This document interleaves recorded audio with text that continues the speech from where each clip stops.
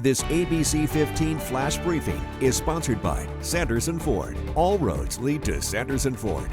Hi there, I'm Nohelani Graff with some of your top stories from ABC15 Arizona. One of the ones we're tracking, we're now learning 2 people are dead and 11 others hurt after a truck crashed into a group of cyclists in Goodyear on Saturday morning.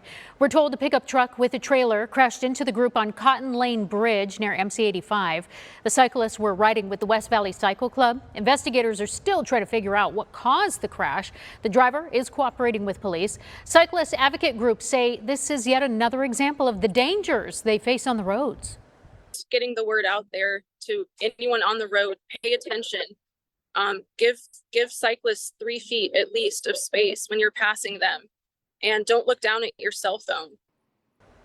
Right now, no charges have been filed. Speaking of the roads, looking ahead to a few stories we're going to be following this next week.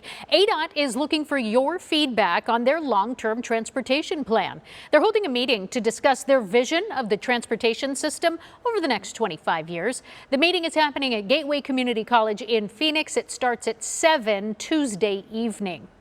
The I-17 Frontage road is about to be shut down for 2 weeks. ADOT is closing it from Thunderbird to Sweetwater Avenue tomorrow through March 13th for construction. The southbound on-ramp at Thunderbird will stay open through this time, though. You are asked to slow down when driving through that area this week in particular. This Thursday, the Tempe City Council is going to be voting to rename parks and streets in the city whose original names had ties to the KKK. A special committee has found new names, though, after spending the last few months gathering public submissions. Our teams are going to be following this vote closely and will update you on the choices that they make. Phoenix Pride just announcing the headliners for the 20th annual Rainbows Festival happening in April. DJ Lady Bunny will headline the main stage along with Madonna backup vocalist Nikki Harris. The festival is set for April 1st and 2nd. It's happening at Heritage Square Historic District downtown. This year's theme is Express Yourself. Today is the 104th anniversary of the founding of Grand Canyon National Park. Of course, indigenous peoples have called the area a home for thousands of years before the park was created. So a new short film honors their stories. It's called Voices of the Grand Canyon. It has an all-native cast and production team as well. It's a 12-minute documentary, and it shares the stories of deep cultural connection, hardship, and reverence. You can find that film online at grandcanyontrust.org.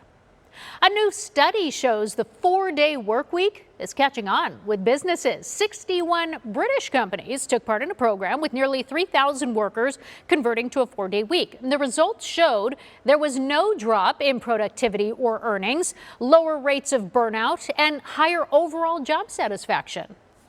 It's a step in the right direction to find a way to have a more sustainable life and a life that's more worth living. All around the world, across many industries, we're finding that this model can work. And in fact, 92% of participating companies chose to stick with that 4-day work week model. Eat, play, and drink in the East Valley. A heads up, Dave & Buster's is getting ready to open its first location in Queen Creek. This is the 4th Dave & Buster's in the valley. It's going to open at the Queen Creek Marketplace in May. The company says it's working to hire nearly 200 people for that new location. For the latest headlines, weather, and traffic, you can always go to abc15.com or download our free ABC15 app. Make it a great day. This ABC15 Flash Briefing is sponsored by Sanderson Ford. All roads lead to Sanderson Ford.